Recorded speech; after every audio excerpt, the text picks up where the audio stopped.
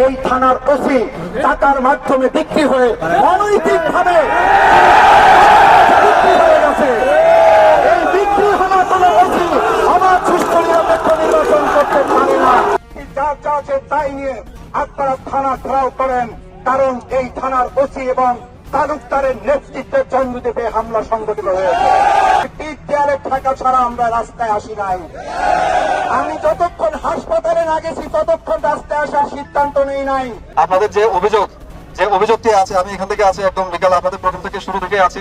আপনাদের অভিযোগটি আমরা শুনেছি। ওসি সংক্রান্ত যে অভিযোগ আমি আমাদের ঊর্ধ্বতন কর্তৃপক্ষকে জানিয়েছি।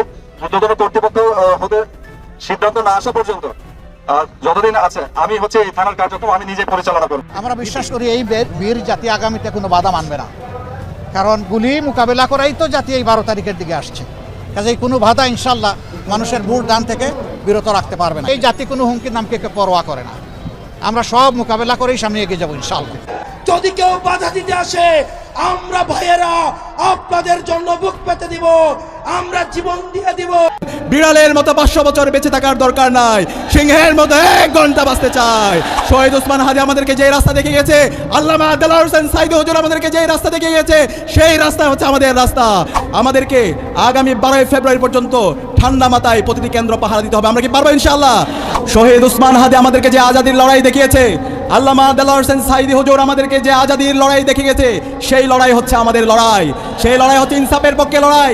সেই লড়াই হচ্ছে ভারতীয় আধিপত্যবাদের বিরুদ্ধে লড়াই। সেনাবাহিনীকে জামাতের বিরুদ্ধে খেপিয়ে দেবার একটা নীল নকশা সামনে নিয়ে আগাচ্ছিলেন বিশিষ্ট বিএনপি নেতা জুলকারনাইন সাহেব। এই বিষয়টা ধরা পড়ে গেছে। সেনাবাহিনীর গুটি কয়েক তারা খুবই কোণঠাসা একটা পক্ষ ডিজিএফআই, তারা চাচ্ছে যে নির্বাচনে একটা কারচুপি করানোর জন্য। কিন্তু একদম মূল সেনাবাহিনীর যারা আছে, বিশেষ করে মধ্যম সারির অফিসার থেকে নিচের সৈনিক যারা আছেন, এদেরকে দিয়ে আকাম কুকাম আর করানো যাবে না। আমার বিশ্বাস এখন পর্যন্ত সোফার আমি সেনাবাহিনীকে নিয়ে নির্বাচনের পরে হয়তো একটা ভিডিও করব, এখনই কোনো মন্তব্য করছি না। তবে সোফার এখন পর্যন্ত সেনাবাহিনীর আচার আচরণ যা আছে ভালোই মনে হচ্ছে।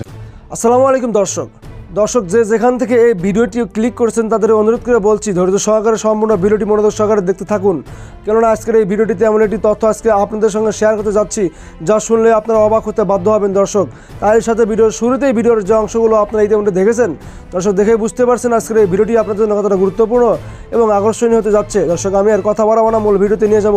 তার আগে বলবো, যারা এখনও আমাদের এই চ্যানেলটি সাবস্ক্রাইব করেন নাই, প্রতিনিয়ত আপডেট গরম খবর পেতে আমাদের এই চ্যানেলটি সাবস্ক্রাইব করে পাশে থাকা বেল বাটনটি বাজিয়ে দিবেন।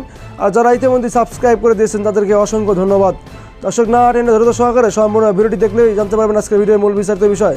দর্শক, চলুন একটি লাইক দিয়ে সম্পূর্ণ ভিডিওটি আমার মনোযোগ সহকারে দেখে আসি। এই থানার ওসি টাকার মাধ্যমে বিক্রি হয়ে অনৈতিকভাবে বিক্রি হয়ে গেছে। এই বিক্রি হওয়া কোনো ওসি আমার সুষ্ঠু নিরপেক্ষ নির্বাচন করতে পারে না। জনগণের রাস্তায় জনগণ হাজির হলে আমি মাসুদি কিছু করার থাকবে।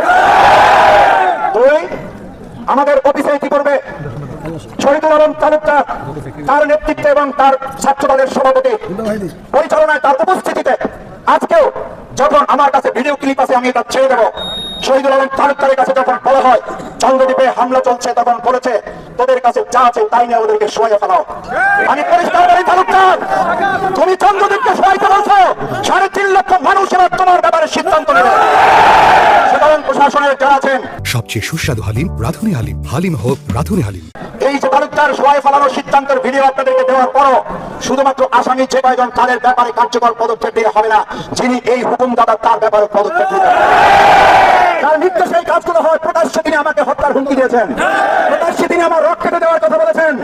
আমরা সবকিছু ধৈর্য ধারণ করেছি। সুতরাং দ্বিতীয় দাবি হচ্ছে প্রশাসনের কাছে, তারা অবশ্যই এই আসামি যাদের নাম দেওয়া হয়েছে হুকুমদাতা সহ এই বিএনপির যথাযথ প্রার্থী, তারাই বিএনপি বলে সারা বাংলাদেশে পাইছে ধান আর বাউফলে পাইছে সিডা। এই সিডার যে আসামি তালুকদার ডাকাতি মামলা 10 বছরের সাজা পাওয়া, এই তালুকদারের ব্যাপারে সিদ্ধান্ত গ্রহণ করতে হবে। 3 নম্বর দাবি, আমাদের খুব বেশি দাবি নাই। অবাধ সুষ্ঠু নিরপেক্ষ নির্বাচনে 5টা ভোট যদি দাঁড়িপাল্লা পায় 5টাই হবে, 6টারও দরকার নাই, কিন্তু 4টা হলে পরিস্থিতি সামাল দেওয়া যাবে। সেই নিশ্চয়তা প্রশাসনকে দিতে হবে। এবং এই পিছনে যিনি কলকাঠি নাড়েন না, প্রকাশ্যে যিনি এই কাজে লিপ্ত, আমাদের কাছে প্রমাণ সহ আমরা ইতিপূর্বে সাংবাদিক এবং প্রশাসনের কাছে দিয়েছি। এই থানার ওসি টাকার মাধ্যমে বিক্রি হয়ে অনৈতিকভাবে বিক্রি হয়ে গেছে। এই বিক্রি হওয়া কোনো ওসি আমার সুষ্ঠু নিরপেক্ষ নির্বাচন করতে পারে না। অবশ্যই এই ওসিকে গ্রহণ করতে হবে।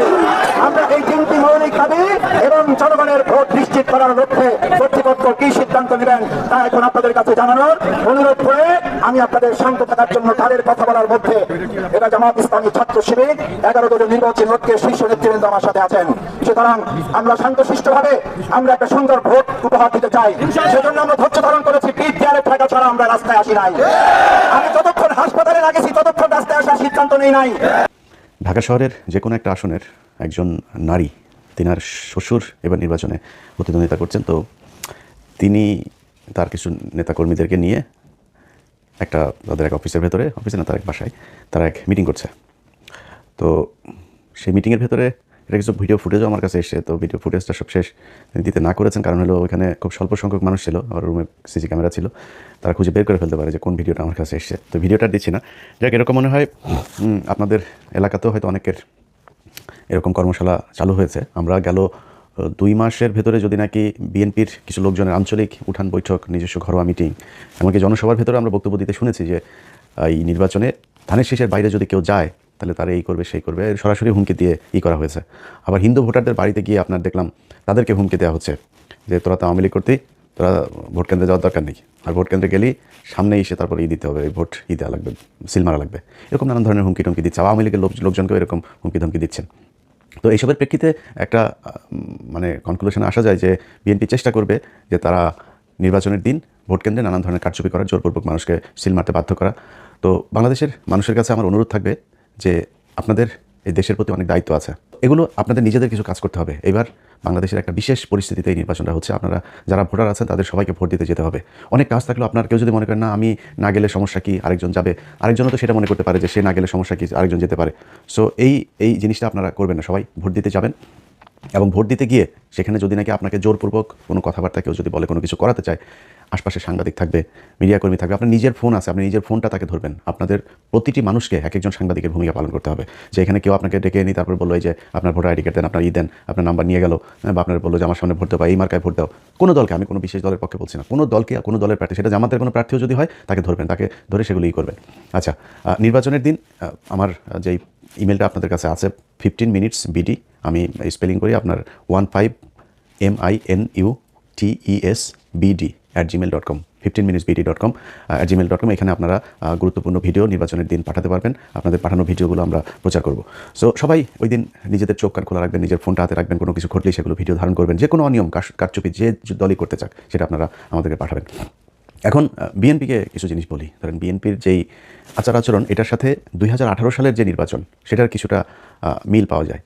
2018 সালের নির্বাচনে এই যে আজকের চান্দা আব্বাস যিনি বিশাল ক্ষমতার অধিকারী, এখন নিজের বিরাট ভাবসা মাস্তানি করে, এই যে সেখানে এমপি প্রার্থী নাসিরউদ্দিন পাটোয়ারি, সহজ সরল একটা মানুষ, এর উপরে ডিম মারে, এখানে মারধর করে, ওইখানে ধাক্কাধাক্কি করে, নানান ধরনের সমস্যা তৈরি করছে তার প্রচারণায়।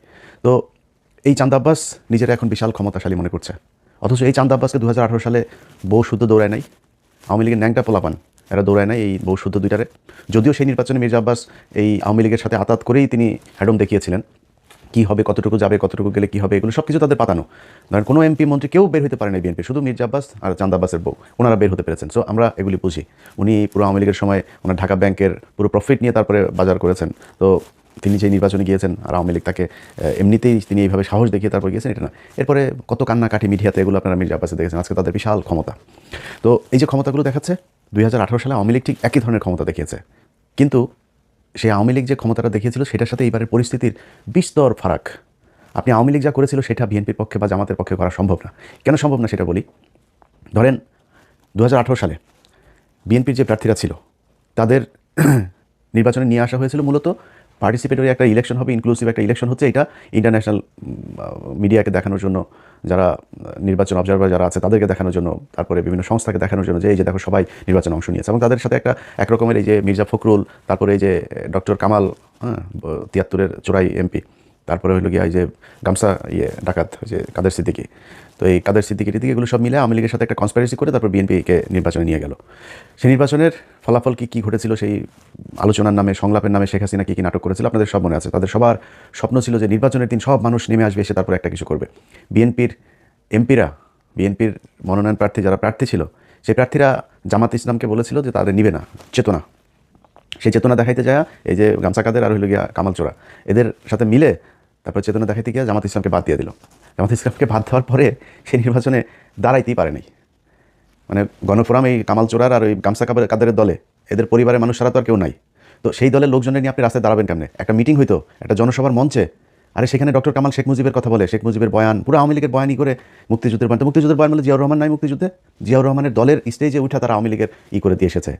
এই হলো বিএনপির সেই সময়ের বুদ্ধি এবং বিএনপির সাহস। এটা করে নির্বাচনে গেল। তো আওয়ামী লীগ যে কারণে তাদের এই দৌড়ানিটা দিতে পেরেছে সেটা হলো বিএনপির লোকজন তখন সবাই এক একজনের নামে 200-400 করে মামলা ঘাড়ে। তো তাদেরকে ওই ইয়েতে গেলে এসপিরা বলে দিত যে স্যার এই ইয়েতে এসেন না, এলাকায় এসে না, আসলে কিন্তু গ্রেপ্তার করা হবে, আমার উপর থেকে নির্দেশনা আছে, আসলে গ্রেপ্তার করা হবে। তো এমপিরা কেউ যাইতেন। অনেক এমপির সাথে কথা হতো। এই যে আজকের ধরেন এই যে দুলু ভাই নিজেও এইটার ভিকটিম। বহু মানুষ এই যে আজকে ইস্যু করে দেশ ভাষায় ফেলার আমাদের চুয়াডাঙ্গার দুদু ভাই, হ্যাঁ, তারপরে আরও লোকজন আছে, যাই হোক। তো কেউ যাইতে পারে নাই, সবার অবস্থা একই ছিল। এখন ওই সময়ের পুলিশ আপনারে মামলার জন্য খুঁজছে। ওই সময় আওয়ামী লীগ ভয়ঙ্কর রূপে, আপনি জানেন যে 18 আগে কী ছিল, পরেও আওয়ামী লীগে আসবে, মানে ক্ষীণ একটা আশা নিয়ে নির্বাচনে গিয়েছিল, যে কারণে আওয়ামী লীগ যে আবার আসবে, এবং আওয়ামী লীগের লোকজনও থ্রেট করছে যে নির্বাচনের পরে কিন্তু তোরে দেখাবো, খেলাবো ইচ্ছা মতো। তো এই ভয়ে তারা তো আর বেরোতে পারে নাই। এখন এবারের প্রেক্ষাপটটা আপনাদেরকে বলি। এবারের প্রেক্ষাপট হচ্ছে জামাত ইসলামের কারণে নামে মামলা নাই, শেখ হাসিনা ক্ষমতায় নেই, তারপরে আপনার এলাকার যে প্রশাসন, সেই প্রশাসন আপনারা কোনো চাপ দেয় না যে স্যার এলাকায় থাকা যাবে না, এলাকা থেকে বের হয়ে যান, সেই চাপও নাই। সেনাবাহিনীর গুটি কয়েক খুবই কোণঠাসা একটা পক্ষ ডিজিএফআই, তারা চাচ্ছে যে নির্বাচনে একটা কারচুপি করানোর জন্য। কিন্তু একদম মূল সেনাবাহিনীর যারা আছে, বিশেষ করে মধ্যম সারির অফিসার থেকে নিচের সৈনিক যারা আছেন, এদেরকে দিয়ে আকাম কুকাম আর করানো যাবে না। আমার বিশ্বাস এখন পর্যন্ত সোফার, আমি সেনাবাহিনীকে নিয়ে নির্বাচনের পরে হয়তো একটা ভিডিও করবো, এখনই কোনো মন্তব্য করছি না, তবে সোফার এখন পর্যন্ত সেনাবাহিনীর আচার-আচরণ যা আছে ভালোই মনে হচ্ছে। তো এই সেনাবাহিনী যদি চায়ও, মনে করেন সেনাবাহিনী 2018-24 মতো আওয়ামী লীগকে যেভাবে পাহারা দিয়েছে সেভাবে আপনাদেরকে পাহারা দিয়ে একটা নির্বাচন করাই দিবে, এটা এবার আর সম্ভব না। ওই জায়গায় সেনাবাহিনী যাইতে পারবে না, যাইতে দেওয়া হবে না সেনাবাহিনীকে। সো সেনাবাহিনী এই যেই অবস্থানে আছে, এই অবস্থানে থাকলে, পুলিশ যে অবস্থানে আছে সেই অবস্থানে থাকলে মানে থাকতে হবে। এরপরে আপনার এলাকার লোকজন নিয়ে আপনি মারামারি কটুক জামাত ইসলামের সাথে করতে পারবেন, বা জামাত ইসলাম চাইলে বিএনপির সাথে মারামারি কটুক করতে পারবে। তো হুমকিটা যেহেতু বিএনপির দিক থেকে এসছে, সেই কারণে আমি জামাতকে এখানে দ্বিতীয় পক্ষ হিসাবে নিচ্ছি।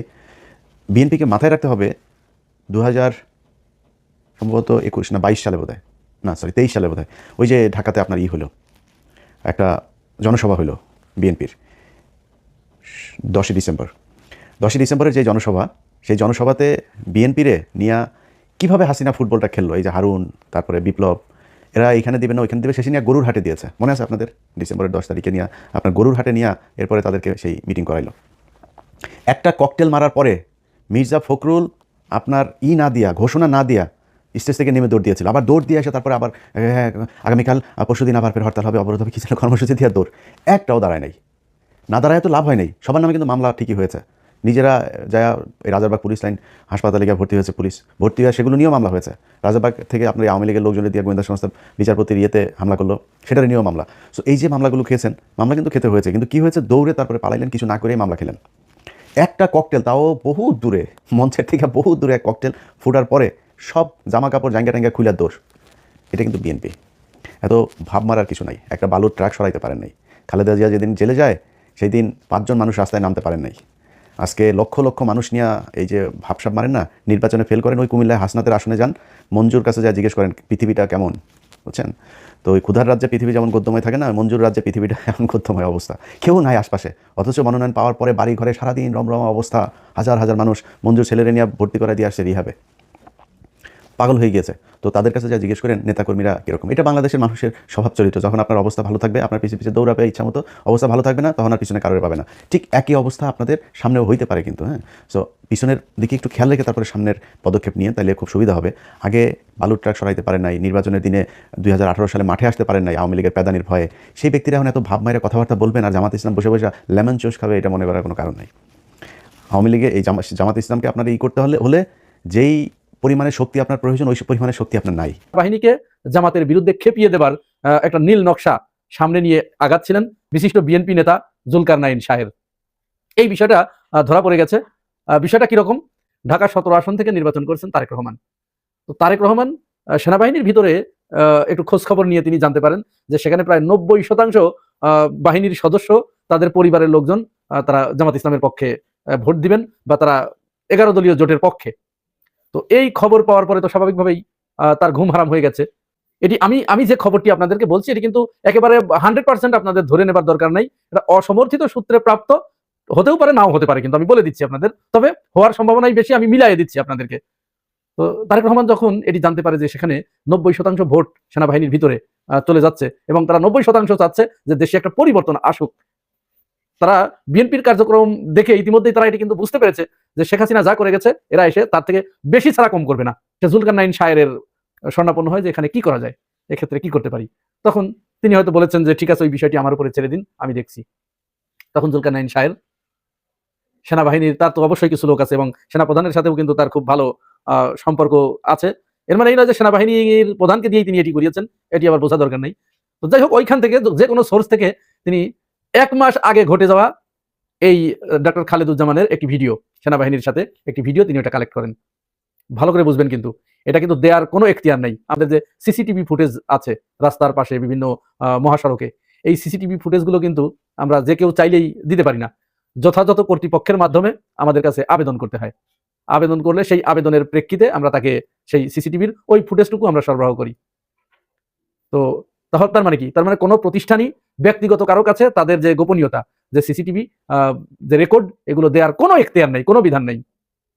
জুলকারনাইন শায়ের তিনি তার পরিচিত মহল থেকে হয়তো তিনি এটি সংগ্রহ করেছেন, ওই বডি ক্যামেরার ফুটেজটুকু খালেদুজ্জামানের সাথে যে কথোপকথন হচ্ছিল, এইটা তিনি নিয়ে এসে বাজারে ছেড়ে দেন, মার্কেট গরম করার জন্য একটা চেষ্টা করেন। তার মূল উদ্দেশ্য ছিল তিনি সেনাবাহিনীকে খেপিয়ে দেবেন।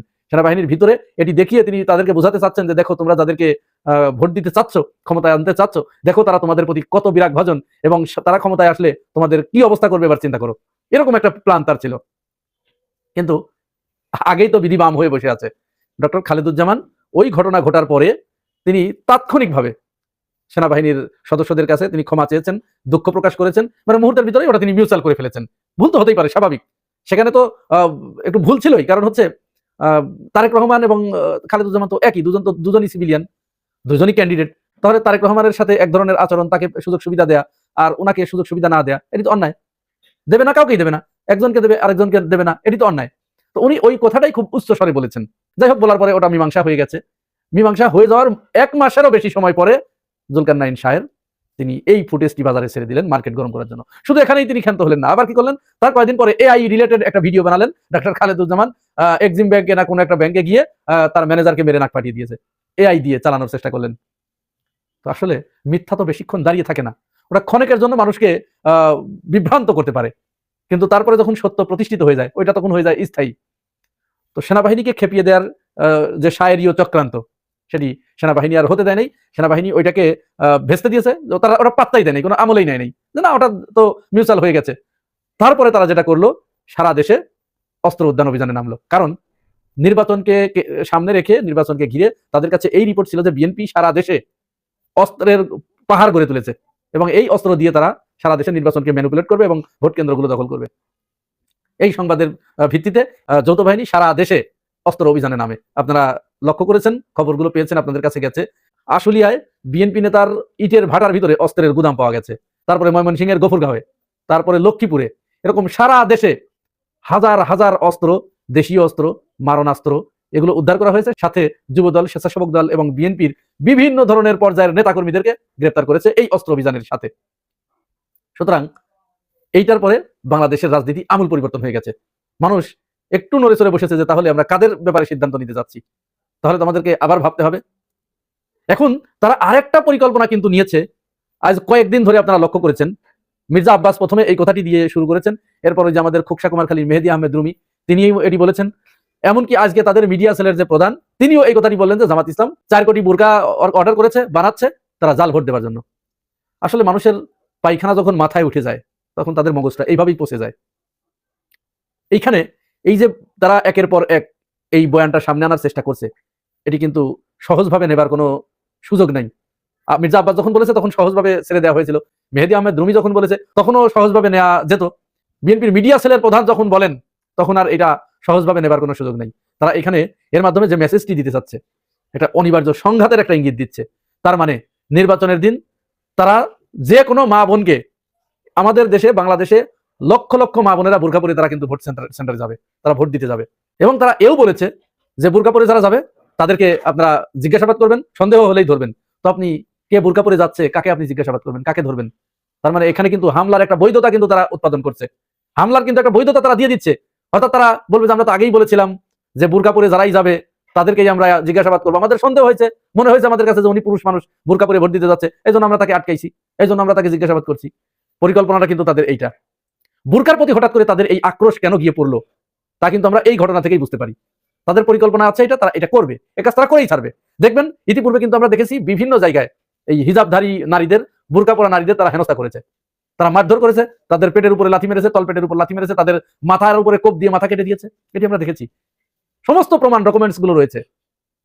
বোরকার প্রতি তাদের এত ভয়, তাদের এত ঘৃণা, এত বিদ্বেষ, এর কারণ কি? এর কারণ হচ্ছে তারা যখন দেখেছে যে নারীদের ভোট তারা পাচ্ছে না, জামাতের নারী কর্মীরা যখন দাঁড়ে দাঁড়ে গিয়ে ভোট চাচ্ছে, সেখানে যে বিপুল পরিমাণ সাড়া পাচ্ছে, এইটা জানার পরে তাদের মাথা খারাপ হয়ে গেছে। এখন তারা যেটি করছে, জামাতের মা বোনদেরকে যাতে ভোট না চাইতে যেতে পারে এইটা ঠেকানোর জন্য তারা উঠে পড়ে লেগেছে। যার কারণে বিভিন্ন জায়গায় তারা লেলিয়ে দিয়েছে তাদের নেতাকর্মীদেরকে যে তারা তাদেরকে হেনস্থা করো। যাই হোক, সর্বশেষ একটি তথ্য দিয়ে শেষ করি। অনেকেই ভাবছে যে জামাত ইসলাম হয়তো খুবই দুর্বল দল, বিএনপির হাতে শুধু মায়ের খাচ্ছে, নির্বাচনের দিন তারা ভোট কেন্দ্র ঠেকাতে পারবে না। বিএনপি যেহেতু তাদের ভিতরে উগ্রবাদী লোক বেশি, অস্ত্র প্রচুর, তাদের অস্ত্রের পাহাড় গড়ে তুলেছে, এই সমস্ত অস্ত্রগুলো নিয়ে তারা নির্বাচনের দিন হয়তো ভোট কেন্দ্র দখল করে ভোট টোট সব ছিনতাই করে নিয়ে যাবে। এরকম একটা চিন্তা ভাবনা থেকে অনেকেই ভাবছেন যে তাহলে যেহেতু এরকমই হবে, জোর করে যেহেতু বিএনপি ভোট নিয়ে নেবে, তাহলে আমরা বিএনপিকেই ভোট দিয়ে দিই। এরকম ভাবার কোনো কারণ নাই। জামাত ইসলাম তার সমস্ত শক্তি একত্রিত করে রেখেছে, তারা শক্তি ক্ষয় করেনি। তারা মাঠে নির্বাচনের আগের দিন পর্যন্ত মায়ের খেলেও নির্বাচনের দিন কিন্তু তারা হবে প্রতিশোধ নেবে। তারা তাদের প্রতিটা কেন্দ্রে এই প্রতিরোধ করার জন্য, ভোট চুরি ঠেকানোর জন্য এবং ভোট ডাকাতি ঠেকানোর জন্য, ভোট কেন্দ্র দখল ঠেকানোর জন্য তারা উল্লেখযোগ্য সংখ্যক নেতাকর্মীদেরকে মোতায়েন রেখেছে। ওই দিন তাদের জীবন চলে গেলেও তারা ব্যালটে হাত দিতে দেবে না। অর্থাৎ কেউ যদি ব্যালট ছিনতাই করতে যায়, কেন্দ্র দখল করতে যায়, তাহলে জামাতের নেতাকর্মীদের লাশের উপর দিয়ে গিয়ে তাদের কিন্তু এটা করতে হবে। সুতরাং বিএনপি এ কাজ করতে পারবে না, অতএব ভয় পাওয়ার কিছু নাই। আপনারা নির্বিঘ্নে ভোট কেন্দ্রে যাবেন, ভোট দিবেন, পছন্দের প্রার্থীকে ভোট দিবেন এবং অবশ্যই আপনি যদি বাংলাদেশ পন্থী হয়ে থাকেন তাহলে অবশ্যই আপনাকে হ্যাঁ ভোট দিতে হবে, হ্যাঁ ভোট দিতে হবে, হ্যাঁ ভোট দিতে হবে। সুপ্রিয় দর্শক, আশা করি সম্পূর্ণ ভিডিওটি মনোযোগ সহকারে দেখলেন এবং সবগুলো ভিডিওর বিস্তারিত আলোচনা মনোযোগ সহকারে শুনলেন। দর্শকের ভিডিওটি দেখে কি জানলেন, আপনার গুরুত্বপূর্ণ মতামতটা আমাদের কমেন্ট বক্সে অবশ্যই জানিয়ে যাবেন। আজকের মতো এখানে বিদায় নিচ্ছি, দেখা হবে নতুন একটা ভিডিওতে। ততক্ষণের মধ্যে ভালো থাকবেন।